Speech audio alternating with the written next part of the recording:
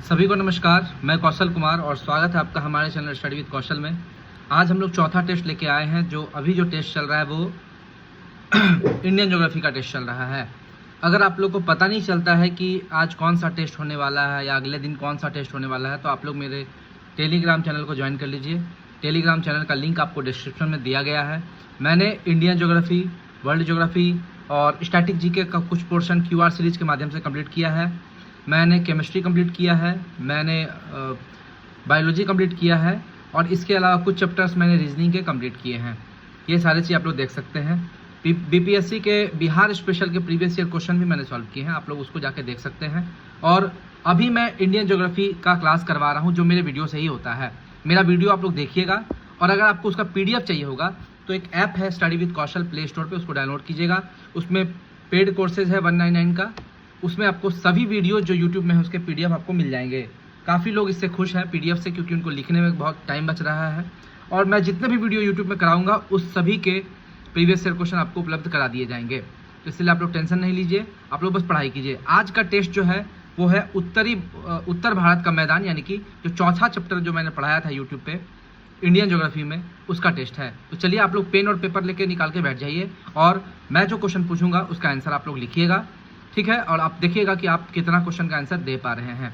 चलिए, पहला प्रश्न है कि भारत के भौतिक प्रदेश को कितने भाग में विभाजित किया गया है, ठीक है। और सबका एरिया भी बताइएगा, ठीक है। बताइएगा दो आब क्षेत्र किसको बोलते हैं, दो आब क्षेत्र, ठीक है। और दो आब कैसा शब्द है, किस भाषा का शब्द है। अगला बताइएगा कि पश्चिम से पूर्व तक जो उत्तर भारत का मैदान है उसका विस्तार का उसका लंबाई कितना है, और उत्तर से दक्षिण तक उसका विस्तार मतलब लंबाई कितना है, ठीक है। गहराई कितना है, गहराई भी बताइएगा। उसका बताइएगा निर्माण प्रक्रिया के आधार पर उत्तर भारत के मैदान को जो 4 भागों में विभाजित किया गया है उस चारों भागों का नाम आप लोग बताइएगा। खादर और बांगर में क्या अंतर है ये आप लोग बताइएगा, ठीक है। गिरिपाद क्षेत्र या भाबर क्षेत्र जिसको बोलते हैं वो किस नदी से किस नदी तक विस्तृत है, ये आप लोग कमेंट करके बताइएगा। अगला क्षेत्र बताइएगा जो तराई का क्षेत्र है वो उस बीमारियों का गढ़ कहा जाता है, बीमारियों का स्थान कहा जाता है, ऐसा क्यों, आप लोग कमेंट करके बताइएगा या आप लोग आंसर में लिख लीजिएगा। अगला देखिए, आप लोग बताइएगा कि जो 6 नदियां हैं सिंधु, झेलम, चिनाब, रावी, ब्यास, सतलज, इन 6 नदी के बीच में 5 दोआब क्षेत्र है। सिंधु और झेलम के बीच का दोआब क्षेत्र का नाम बताइए। झेलम और चिनाब के बीच का जो दोआब क्षेत्र है उसका नाम बताइए। चिनाब और रावी के बीच में जो दोआब क्षेत्र है उसका नाम बताइए। रावी और व्यास के बीच में जो दोआब क्षेत्र है उसका नाम बताइए। फिर व्यास और सतलज जो है उसके बीच में जो दोआब क्षेत्र है उसका नाम बताइए, ठीक है। अगला क्वेश्चन बताइएगा कि ये जो 50 सेंटीमीटर समवर्षा रेखा है जो कि राजस्थान के पास है वो किसको किसको डिवाइड करता है, ये आप लोग कमेंट करके बताइएगा, ठीक है। और कौन सी ऐसी नदी है जो कर्क रेखा को 2 बार काटती है, कमेंट करके बताइए। अगला हाँ, बताइएगा आप लोग कि जूट की खेती में प्रथम स्थान किसको मिला हुआ है, जूट की खेती में, और जूट की खेती के लिए कैसा अनुकूल परिस्थिति चाहिए। हाँ, अब बताइएगा कि अरुणाचल प्रदेश की 4 जनजातियों के नाम आप लोग बताइएगा, ठीक है। उसके बाद बताइएगा विश्व का सबसे बड़ा नदी द्वीप और सबसे छोटा नदी द्वीप कौन है और किस नदी पर है। ब्रह्मपुत्र घाटी में चाय बागानों के लिए 2 जगह प्रसिद्ध है, एक तो दार्जिलिंग और दूसरा असम। आप लोग कमेंट कीजिएगा। अगर राज्यों की बात करें तो राज्यों में सबसे ज़्यादा चाय उत्पादन में प्रथम स्थान किसका है, और अगर स्थान का बात करें, राज्य का बात नहीं करें, तो राज्य में कौन नंबर 1 पर, कौन ज़्यादा प्रसिद्ध है, ये आप लोग कमेंट करके बताइएगा। अब बताइएगा कि जो प्रायद्वीपीय पठार है भारत का वो अंगारा लैंड का पार्ट है या गोंडवाना लैंड का पार्ट है, आप लोग कमेंट करके बताइएगा। प्रायद्वीप कहते किसको हैं, प्रायद्वीप कहते किसको हैं। अब आप लोग बताइएगा कि प्रायद्वीपीय पठार जो है भारत में उसका कितना क्षेत्रफल पर मतलब वो भारत का जो क्षेत्रफल है उसका कितना प्रतिशत एरिया या फिर कितना क्षेत्रफल पर वो विस्तृत है। और कौन सी नदी प्रायद्वीपीय पठार को 2 भागों में विभाजित करती है, ठीक है, कमेंट करके बताइएगा। उत्तर से दक्षिण तक प्रायद्वीपीय पठार की लंबाई बताइए और पूर्व से पश्चिम तक प्रायद्वीपीय पठार की लंबाई बताइए। अब बताइएगा प्रायद्वीपीय पठार की चौहद्दी भी बताइएगा कौन कौन है। चौहद्दी भी बताइएगा कहाँ से कहाँ तक है। हाँ, अब आप लोग कमेंट करके बताइएगा। कौन सी नदियाँ अपनी भ्रंश घाटी में बहती है? कौन सी नदियाँ अपनी भ्रंश घाटी में बहती है? अरावली पहाड़ी के दक्षिण में कौन सा पठार है और उसके दक्षिण में कौन सा पठार है? यानी कि अरावली के दक्षिण में कौन है, फिर उसके दक्षिण में कौन है, ये पठार आप लोग कमेंट करके बताइएगा। ठीक है, कौन सी नदी, दक्षिण भारत की कौन सी नदी है जो वर्ष वाहिनी है, यानी कि वर्ष भर उसमें पानी का कमी नहीं होता है? कमेंट करके बताइएगा। अरावली पर्वतमाला जो है कहाँ से कहाँ तक विस्तृत है? ठीक है, और इसकी औसत ऊंचाई कितनी है? अरावली पर्वतमाला जो है इसे राजस्थान में किस नाम से जाना जाता है और दिल्ली में से किस नाम से जाना जाता है? आप लोग कमेंट करके बताइएगा। और कहाँ से कहाँ तक विस्तृत है वो तो हम बता ही दिए। और याद रखिएगा, अरावली जो पर्वतमाला है वो विश्व की सबसे प्राचीनतम पर्वतमाला है, और अरावली के बाद दूसरा नंबर पर जो आता है प्राचीनतम में वो है अपलेशियन है। ठीक है, आगे बात करें तो अरावली का सर्वोच्च शिखर कौन है, उसका ऊंचाई कितना है? कमेंट करके बताइएगा। राजस्थान का जो दिलवाड़ा का जैन मंदिर है वो कहाँ पर है और इसे किसने बनाया था? आप लोग कमेंट करके बताइएगा। अरावली को पश्चिम से पूर्व की दिशा में एक नदी पार करती है। ठीक है, उस नदी का नाम बताइएगा, और वो नदी किसकी सहायक नदी है वो भी बताइएगा। अरावली पर्वत श्रृंखला में कौन कौन सा खनिज पाया जाता है? ठीक है, ये लोग कमेंट करके बताइएगा। और प्रायद्वीपीय भारत के पठार में जो टोटल 12 संरचनाएं हैं, ठीक है, जिसमें अरावली पर्वत, मालवा का पठार, विंध्य पर्वत, सतपुरा श्रेणी, छोटा नागपुर का पठार, पश्चिमी घाट पर्वत, पूर्वी घाट पर्वत, नीलगिरी पहाड़ी, दक्कन का पठार, अन्नामलाई, कार्डामम, शिलांग पठार, ये सारा चीज़ है। टोटल 12 संरचनाएं में डिवाइड किया गया है। आप लोग को इसमें से अब मालवा से क्वेश्चन पूछते हैं। बताइए, मालवा पठार की ढाल किधर है? पूर्व की तरफ, पश्चिम की तरफ, उत्तर की तरफ या दक्षिण की तरफ? ठीक है, उसके बाद आप लोग बताइएगा कि मालवा का जो पठार है उसको 4 पार्ट में डिवाइड किया गया है। हड़ौती पठार, बघेलखंड पठार, ग्वालियर पठार और बुंदेलखंड पठार। तो इसमें से एक नदी जो है मालवा पठार को बीच से क्रॉस करती है, वो नदी कौन सी है? वहाँ के डाकू बहुत फेमस है। ठीक है, ये आप लोग कमेंट करके बताइएगा। हाँ, और वो नदी जो है वो मालवा के पठार को बीहड़ भूमि यानी कि बॉर्डरलैंड में बदल देती है।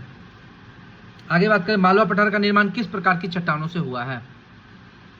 अगला बताइएगा कि छत्तीसगढ़ में कौन सा ऐसा पठार का क्षेत्र है जो टीन उत्पादन के लिए फेमस है? टीन के उत्पादन के लिए छत्तीसगढ़ जो है वो किस टीन के उत्पादन के लिए फेमस, कौन सा ऐसा पठार है? कमेंट करके बताइएगा। और छत्तीसगढ़ में एक नदी है जिस नदी के बेसिन को भारत के धान का कटोरा कहा जाता है। छत्तीसगढ़ में एक क्षेत्र है डल्ली राजहरा क्षेत्र, जो किस खनिज के लिए प्रसिद्ध है? कमेंट करके बताइएगा। और उड़ीसा में 3 क्षेत्र हैं जो बॉक्साइट के लिए प्रसिद्ध है। आप लोग कमेंट करके बताइएगा वो तीनों क्षेत्र कौन है। अब आप लोग बताइएगा, विंध्य पर्वत श्रेणी का विस्तार कहाँ से कहाँ तक है और इसका मैक्सिमम हिस्सा किस राज्य में पड़ता है? विंध्य पर्वत श्रेणी को 3 पार्ट में डिवाइड किया गया है। विंध्याचल, भांडेर पहाड़ी और कैमूर पहाड़ी। तो बताइएगा कि विंध्य पर्वत श्रेणी की जो सबसे ऊंची चोटी है वो कौन सी है? ठीक है, सबसे ऊंची चोटी का नाम आप लोग बताना है। उसका पुराना नाम क्या था, अंग्रेजों के समय उसका क्या नाम था, वो आप लोग कमेंट करके बताइएगा। अब बताइएगा कि भारत में ऐसा कौन सा पर्वत श्रेणी है जिसको ब्लॉक पर्वत कहा जाता है? किस पर्वत को ब्लॉक पर्वत कहा जाता है? कमेंट करके बताइएगा। और ये किस 2 नदी भ्रंश घाटियों की वजह से ब्लॉक है, ये भी आप लोग कमेंट करके बताइएगा। हाँ, इसको 4 पहाड़ी मेनली है, 4 या 5 पहाड़ी में डिवाइड किया गया। आप लोग कमेंट करके बताइएगा कि कौन सा पहाड़ी है जिसमें सतपुड़ा को डिवाइड किया गया है, और सतपुड़ा की सबसे ऊंची चोटी कौन सी है और वो इसके किस पहाड़ी में आता है? ठीक है, और इसका विस्तार किस किस राज्यों में है बताइएगा। सतपुड़ा की सबसे ऊंची चोटी तो आप लोग बता देंगे, और उसी चोटी के पास पचमढ़ी हिल स्टेशन है जो कि एक बायोस्फीयर रिजर्व भी है। मैकाल पहाड़ी की सबसे ऊंची चोटी कौन है? मैकाल पहाड़ी की सबसे ऊंची चोटी कौन है? और उस चोटी से 2 नदियां निकलती है, उस दोनों नदियों का नाम आपको कमेंट करके बताना है। भीमबेटका की गुफाएं कितने वर्ष पुरानी है? और ये सतपुड़ा श्रेणी के अंतर्गत ही आती है। अब आप लोग बताइएगा, धुआंधार जलप्रपात जो है वो कहाँ पर है, किस स्थान पर है? बताइएगा। महादेव पहाड़ी के दक्षिण में एक बेतुल का पठार है, वहां से कौन सी नदी निकलती है? बेतुल के पठार से कौन सी नदी निकलती है? अब बताइएगा आप लोग। दक्कन का पठार जो है वो बेसाल्ट चट्टानों से निर्मित होता है और बेसाल्ट चट्टानों को लावा चट्टान भी कहा जाता है। ये चट्टान किस प्रकार की मृदा के लिए फेमस है? ठीक है, और उस मृदा में कौन सी फसल उगाई जाती है वो भी आप लोग कमेंट करके बताइएगा। दक्कन पठार के अंतर्गत 4 संरचनाएं हैं, उस चारों संरचनाओं का नाम बताइए और ये पूरी तरह से महाराष्ट्र में है। अब आप लोग बताइएगा। सौराष्ट्र जो है वो किस क्षेत्र को कहा जाता है? सौराष्ट्र, ठीक है। और गुजरात में जो पहाड़ियां हैं, 3 पहाड़ी मेनली पाई जाती है, उस तीनों पहाड़ी का नाम आपको कमेंट करके बताना है, ठीक है। सौराष्ट्र में 3 पहाड़ी है, तीनों पहाड़ी का नाम आपको बताना है। और ये बताना है कि एशियाटिक लायन केवल गिर पहाड़ी में ही क्यों पाए जाते हैं? कमेंट करके बताइएगा। छोटा नागपुर का पठार किस किस राज्य में डिवाइडेड है? मेनली किस राज्य में डिवाइडेड है? और छोटा नागपुर के पठार से 2 नदियां निकलती है, उस दोनों नदियों का नाम आपको कमेंट करके बताना है। अगला क्वेश्चन है आपका, छोटा नागपुर पठार की सबसे ऊंची चोटी कौन सी है और वो क्यों फेमस है?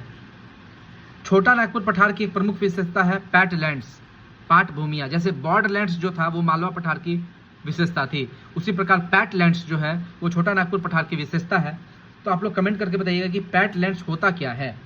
और छोटा नागपुर पठार को 2 पार्ट में डिवाइड किया गया है। उत्तर में है आपका हजारीबाग पठार, दक्षिण में है रांची का पठार। इस दोनों पठार को डिवाइड करती है एक नदी, उस नदी का नाम आप लोग कमेंट करके बताइएगा, ठीक है। और भारत का रूढ़ प्रदेश किसको कहते हैं? ऐसे तो रूढ़ प्रदेश जर्मनी में है, लेकिन भारत का रूढ़ प्रदेश किसको कहा जाता है?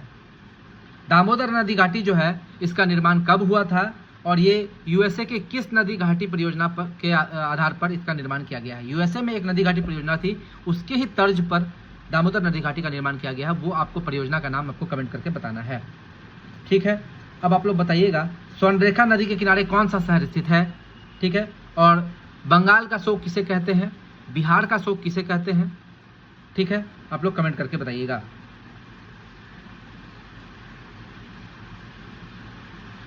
अब आप लोग बताइएगा कि राजमहल गारो गैप या मालदा गैप का निर्माण कैसे हुआ है?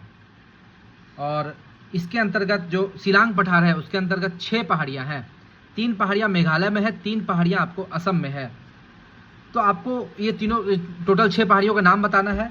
इसमें से आपको बताना है कि कीपनुमा पहाड़ियां किसे कहते हैं और कार्बी एंगलोंग पठार किसे कहते हैं, ये भी आप लोग कमेंट करके बताइएगा। शिलोंग पठार की सबसे ऊंची चोटी कौन है और उस चोटी पर एक जानवर है जो पाया जाता है, उसका नाम आप लोग कमेंट करके बताइएगा। मेघालय की राजधानी शिलोंग किस पहाड़ी पर स्थित है और सबसे ज्यादा वर्षा जो है वो कहां पर होता है और वो किस पहाड़ी पर स्थित है, ये भी आप लोग कमेंट करके बताइएगा। पश्चिमी घाट को ही सह्याद्री कहते हैं और पश्चिमी घाट का निर्माण इसका विस्तार कहां से कहां तक है, ये आप लोग कमेंट करके बताइएगा, ठीक है। अब बताइएगा, पश्चिमी घाट जो है, पश्चिमी घाट के पश्चिम की ओर जो नदी बहती है वो नदी एस्चुरी का निर्माण करती है। वहीं उसके पूर्व की तरफ, जो पूर्वी घाट की तरफ जो नदी बह के जाती है वो नदी आपका डेल्टा का निर्माण करती है। तो ऐसा क्यों, आप लोग कमेंट करके बताइएगा। गुजरात में कौन कौन सी नदियां पाई जाएगी पश्चिमी घाट में? गोवा में कौन कौन सी नदी पाई जाएगी? कर्नाटक में, केरल में, इन सभी पर जो नदियां पाई जाएंगी जो एस्चुरी का निर्माण करती है उसका नाम आप लोग कमेंट करके बताइएगा। और पूर्वी घाट की नदी डेल्टा का निर्माण करती है, जैसे कि Mahanadi delta, Godavari delta, Krishna delta, Kaveri delta, ये सब डेल्टा का निर्माण करती है। और क्यों करती है वो भी आप लोग कमेंट करके बताइएगा। उत्तरी सह्याद्री की सबसे ऊंची चोटी का नाम क्या है और दक्षिणी सह्याद्री की सबसे ऊंची चोटी का नाम क्या है, वो आप लोग कमेंट करके बताइएगा। राष्ट्रीय मेघ अनुसंधान केंद्र कहां पर है, आप लोग कमेंट करके बताइएगा। कृष्णा नदी कहां से निकलती है? कावेरी नदी कहां से निकलती है, कमेंट करके बताइएगा। इसका उद्गम स्थान कौन है, ठीक है।